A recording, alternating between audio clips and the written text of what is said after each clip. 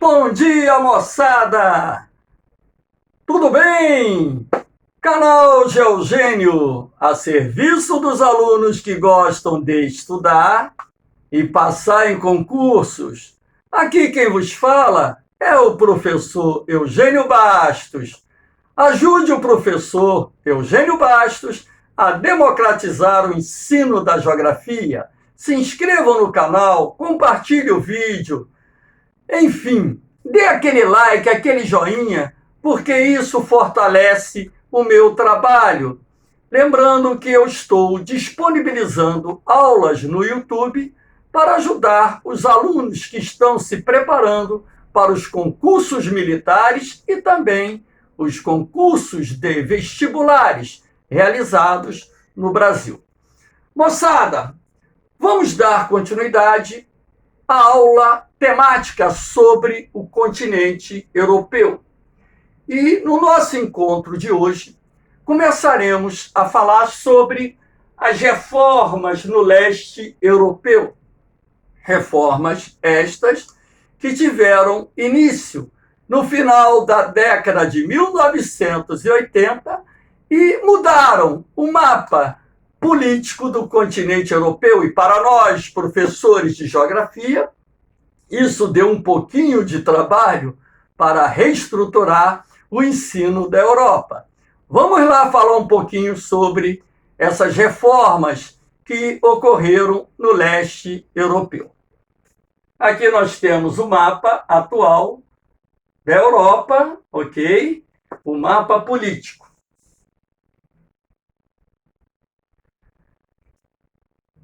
Esse mapa aqui mostrando os países em vermelho, os países socialistas que adotavam o socialismo na Europa, e os países em azul, representando os países capitalistas ou aquilo que era conhecido na época da Guerra Fria como Europa Ocidental. Professor, o que determinou essas reformas no leste europeu?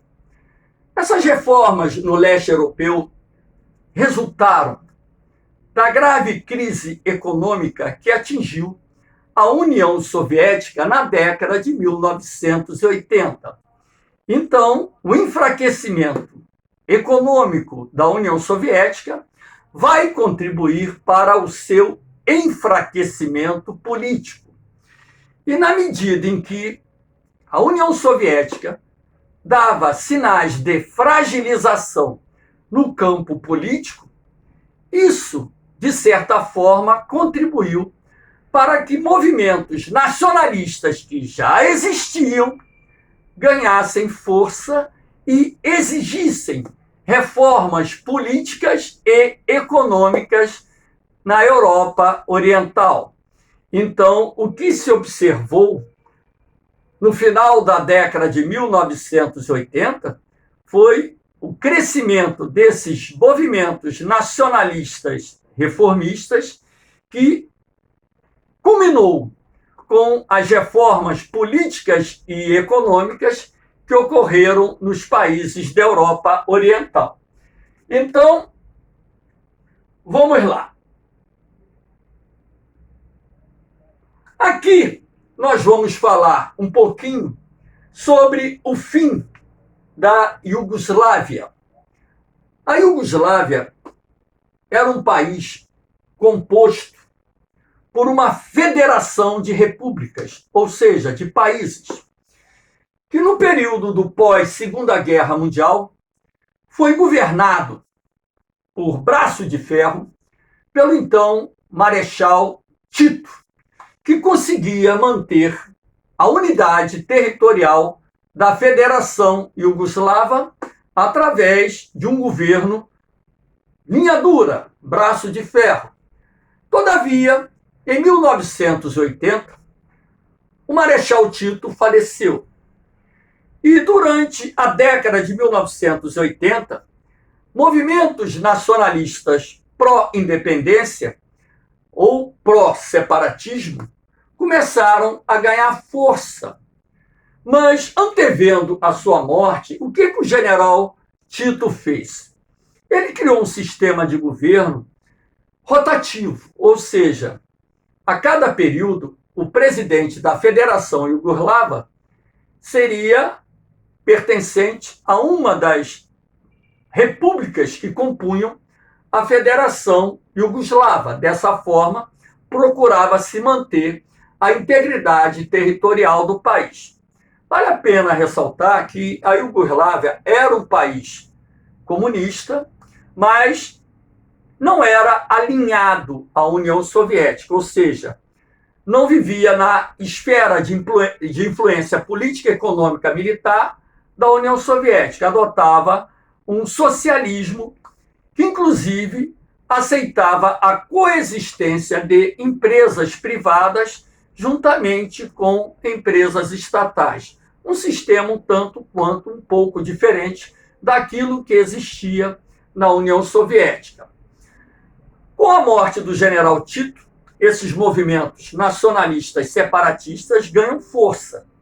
E isso vai acabar desencadeando, a partir do início da década de 1990, a separação, a independência de várias repúblicas que compunham a Federação da Iugoslávia. Aqui eu fiz um quadrinho resumo para mostrar a vocês. Junho de 1991, Eslovênia e Croácia declaram a independência da Federação Iugoslava. Olha aqui a Eslovênia e olha aqui a Croácia. No mesmo dia, 25 de junho de 1991, as duas repúblicas se declararam independentes. A separação da Eslovênia envolveu um pequeno conflito armado que se arrastou aí por aproximadamente 10 dias, mas depois a Federação Iugoslava acabou aceitando a independência, até mesmo porque houve o reconhecimento da comunidade internacional. A questão da Croácia foi um pouquinho mais complexa. Inclusive, o conflito armado entre croatas e sérvios se arrastou por alguns meses, até mesmo porque dentro da Croácia tem uma área constituída por uma população predominantemente de origem sérvia, que, apoiado pelo governo sérvio, não aceitava a independência da Croácia da Sérvia. Após dias, meses de conflito, e através do reconhecimento internacional da independência da Croácia, a Croácia, de fato, consolidou seu processo de separação da Federação Iugoslava. Vale a pena ressaltar que croatas e sérvios são inimigos históricos. Os mais importantes conflitos existentes na região dos Balcãs, onde se encontra a Federação Iugoslava, sérvios e croatas atuaram em lados opostos, inclusive na Segunda Guerra Mundial, com os croatas apoiando os alemães e os sérvios lutando contra a ocupação alemã, tendo o Marechal Tito como herói da Segunda Guerra Mundial, um herói reconhecido internacionalmente. Aí você vai ter aqui a guerra na Bósnia, 1992. A população da Bósnia-Herzegovina, esse país aqui laranja, 44% dela é constituída por bosniacos, que são muçulmanos, assim como eles são chamados lá, um pouquinho mais de 33% de sérvios, um pouquinho mais de 17% de croatas. Como os muçulmanos venceram as eleições na República da Bósnia, eles decidiram seguir os passos da Eslovênia e da Croácia e declararam declararam a independência da Federação Iugoslava. Essa independência, ela acabou gerando uma guerra civil que se arrastou até o ano de 1995. Os sérvios bósnios, apoiados pela Sérvia, iniciam uma guerra contra os muçulmanos bósnios e contra também os croatas bósnios. Essa guerra, a princípio, envolvia esses três lados que lutavam entre si. Posteriormente, os croatas e os bosniacos firmaram um acordo e passaram a combater os sérvios como inimigo comum. Essa guerra na Bósnia e Herzegovina se estende até 1995. Estava ocorrendo lá um verdadeiro genocídio. Os sérvios mais bem armados, até mesmo porque a nação mais importante da Federação Iugoslava era a Sérvia, onde se concentrava a maior parte do poder bélico, estava promovendo um processo de purificação étnica. E essa guerra culminou com a morte de mais de 100 mil pessoas, crianças, idosos, mulheres sendo covardemente assassinados e enterrados em valas coletivas. Essas imagens começaram a chegar ao mundo e a ONU acabou aprovando uma sanção contra a Sérvia. A ONU aprovou, através do seu Conselho de Segurança, a criação de uma zona de exclusão aérea, onde aviões sérvios de guerra não poderiam sobrevoar. Isso deu à OTAN as condições necessárias para proteger o espaço aéreo das áreas controladas pelos bosniacos e croatas, impedindo assim a continuidade da carnificina que estava ocorrendo no país. Após a intervenção da OTAN no conflito e após as pressões internacionais contra o governo da Sérvia terem aumentado, as partes em conflitos sentam à mesa e assinam um acordo que pôs fim a uma guerra que, além do rastro de destruição, também culminou com a morte de mais de 100 mil pessoas. Um número exato, talvez a gente nunca venha saber. Aí você vai ter a Macedônia, obteve a sua independência em 1992, a República da Macedônia. A independência da Macedônia foi tranquila, está representada aqui na cor lilás, sem muitos pormenores. Não houve, assim, uma zona de atrito, uma zona de guerra entre os sérvios e macedônios. E, posteriormente, você teve, em 2006, a independência de Montenegro, que é uma outra república, cujo processo também foi tranquilo. Mas o mesmo não aconteceu com Kosovo. Os kosovares declararam a independência da Sérvia, o que não foi aceito. Então, aquilo que ocorreu na Bósnia e Herzegovina estava se repetindo em Kosovo.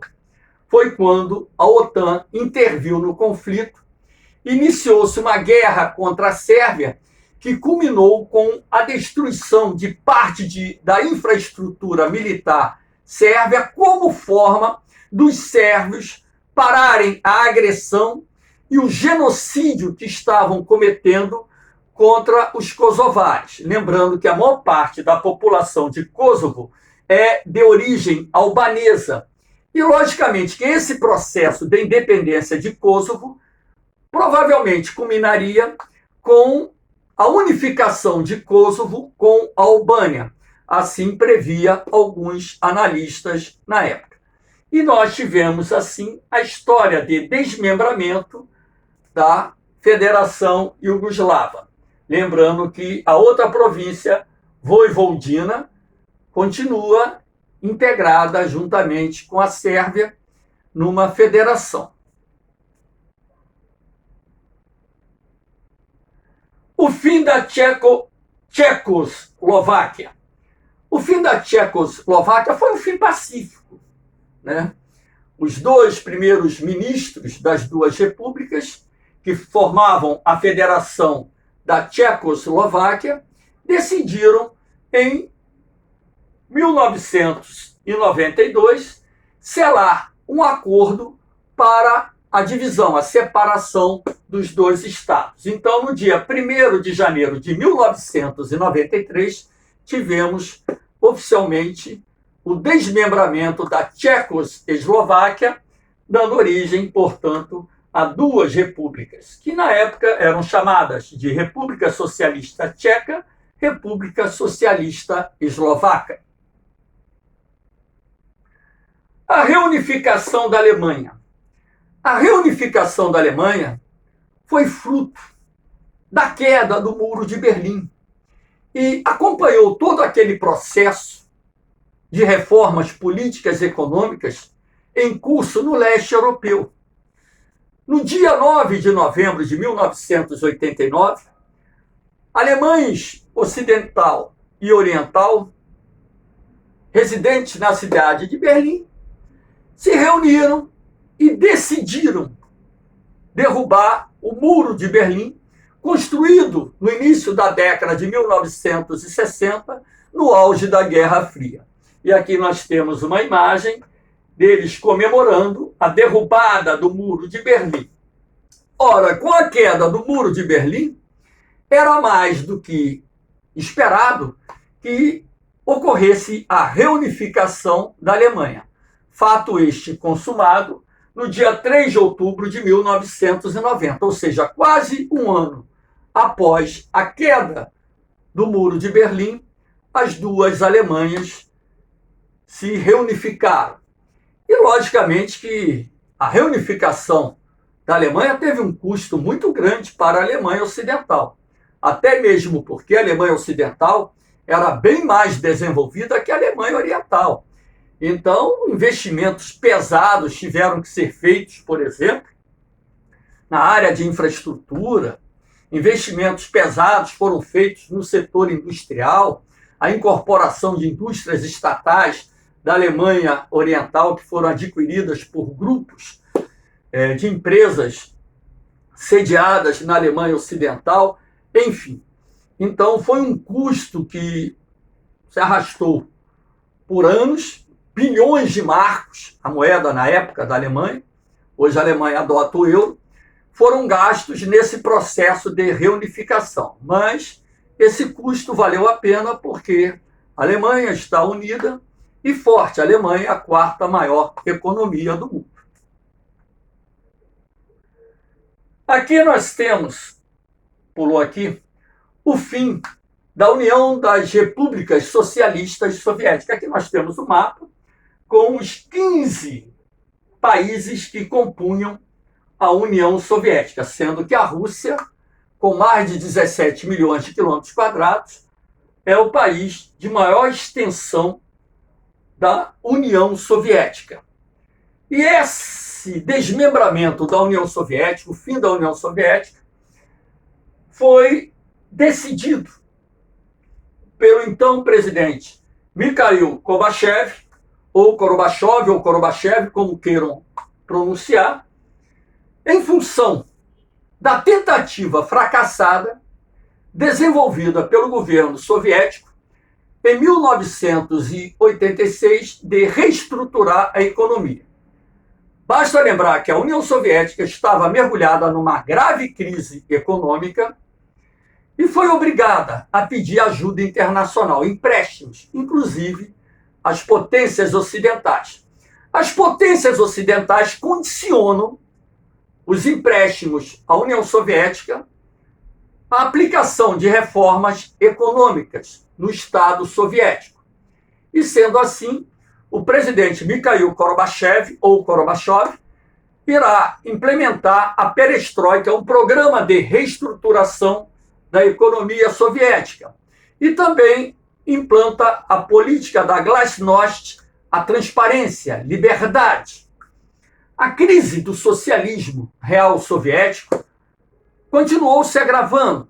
Mas por que a União Soviética enfrentou essa grave crise econômica?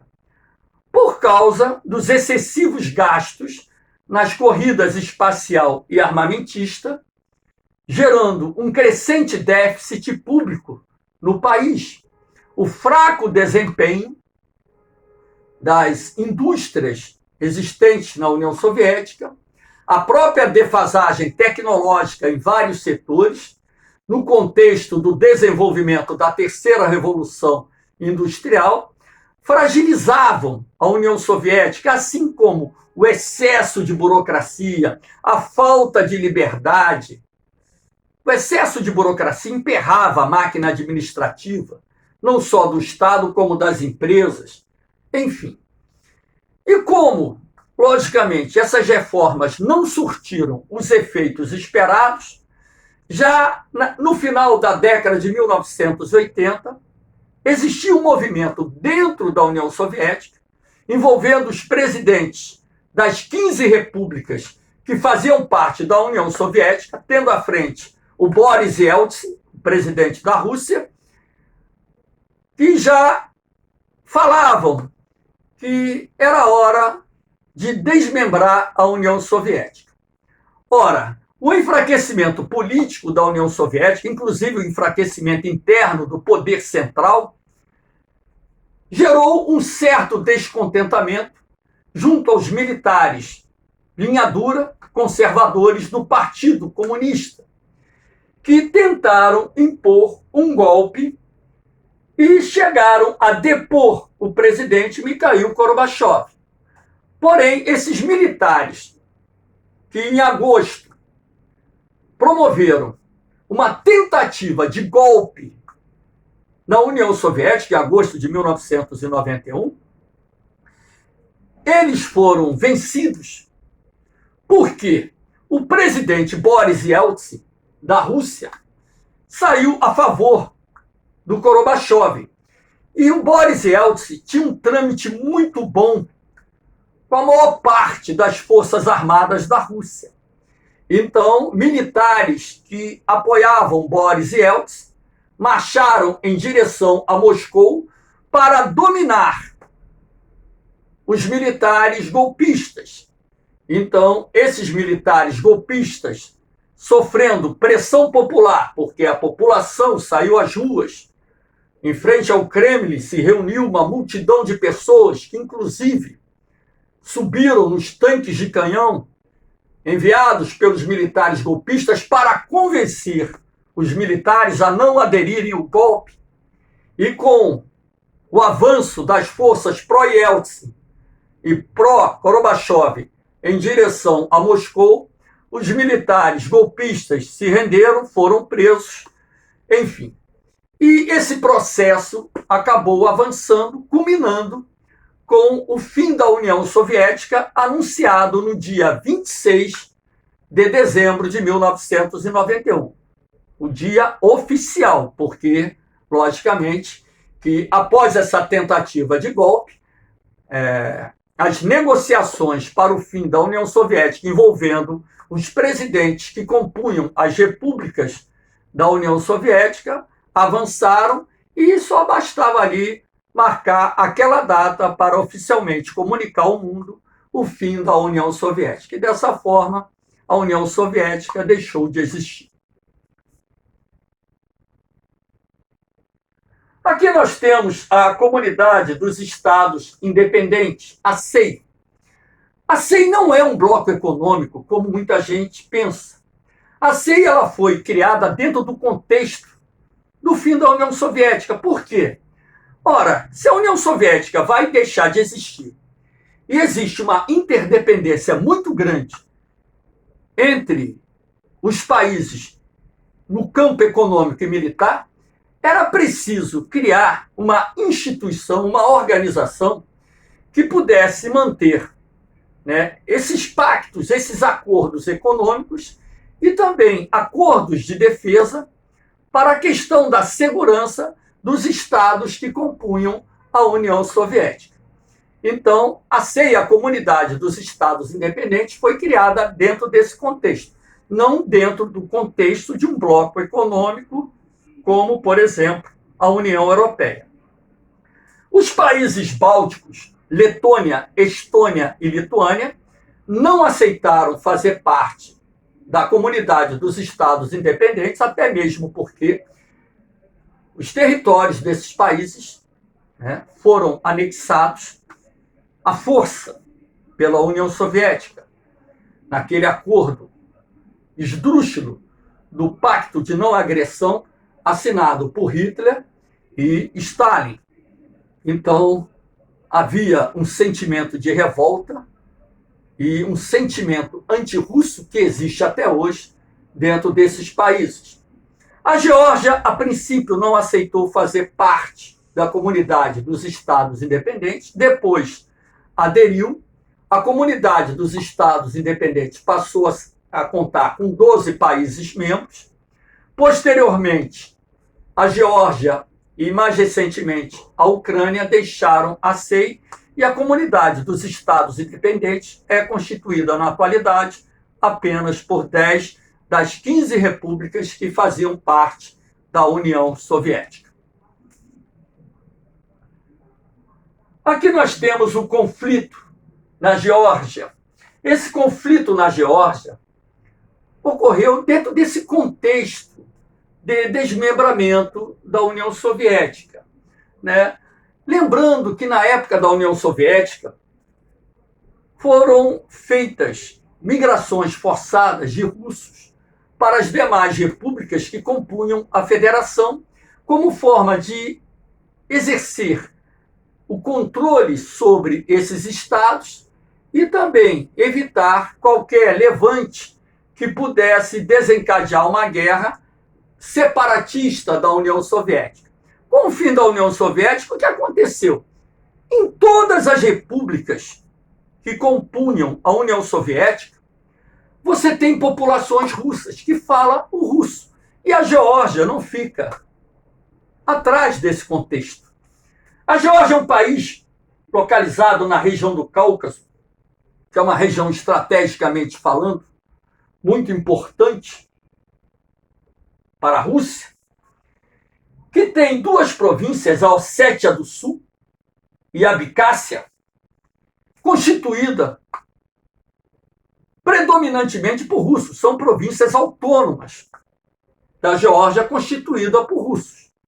Em 2008, o governo georgiano determinou a ocupação militar da Ossétia do Sul, o que desencadeou uma luta armada que culminou com a intervenção do exército russo, que saiu em defesa da população russa residente na Ossétia do Sul e da Abcásia. Em poucos dias, o exército russo invadiu a Geórgia, forçando o governo georgiano a assinar um acordo no qual concede autonomia à Ossétia do Sul e à Abcásia. E dessa forma, o governo da Geórgia teve que se curvar ao poderio bélico da Rússia e aceitar a imposição. Não tinha outra saída para o governo. Agora, dentro desse contexto aqui, você tem que levar em consideração que aqui coladinho na Geórgia tem a Chechênia, que travou uma guerra de independência da Rússia. A Chechênia é uma das repúblicas que fazem parte da Federação Russa. Para quem não sabe, a Rússia é um mosaico de repúblicas. Do lado da Chechênia tem o Daguestão, que também iniciou uma guerra de independência da Rússia. E a Geórgia está do lado. Essa região tem um grande valor estratégico para a Rússia, razão pela qual os russos interviram, massacraram o movimento de libertação, o movimento de independência, tanto na Chechênia, que culminou com a morte de mais de 400 mil pessoas, como no Daguestão. No Daguestão não houve tanta morte assim, porque o movimento não foi tão forte. Mas a Chechênia e o Daguestão são duas repúblicas que fazem parte da Federação Russa, constituída por uma população predominantemente islâmica. E os atentados terroristas que estavam acontecendo na Rússia eram causados por extremistas principalmente procedentes da Chechênia. O que despertou a ira na época do presidente Putin, que já está no poder na Rússia há bastante tempo. Já cumpriu ali vários mandatos. E o Putin era um coronel de linha dura, inclusive da KGB, que tratou o processo de independência da Chechênia com braço de ferro, culminando com a morte e prisão daqueles que lutavam pela independência do país. E o Putin não queria que acontecesse o mesmo, logicamente, nessa região, onde você tem uma população predominantemente russa vivendo na Ossétia do Sul e na Abcásia. E não permitiria, como não vai permitir na Moldávia, não vai permitir na Ucrânia e não vai permitir em qualquer outra república onde haja presença de russos, que os russos venham ser alvos de guerras, conflitos que possam colocar em risco a vida deles. Dentro desse contexto, Putin tem dado um recado muito duro para os países que possuem parte da sua população constituída por russos. Moçada, espero que vocês tenham gostado da aula. Dê aquele like, compartilhe o vídeo, ajude o professor Eugênio Bastos a democratizar o ensino da geografia. Um forte abraço para vocês, um beijão no coração, fiquem com Deus. Eu vou, mas eu volto, hein? Fui!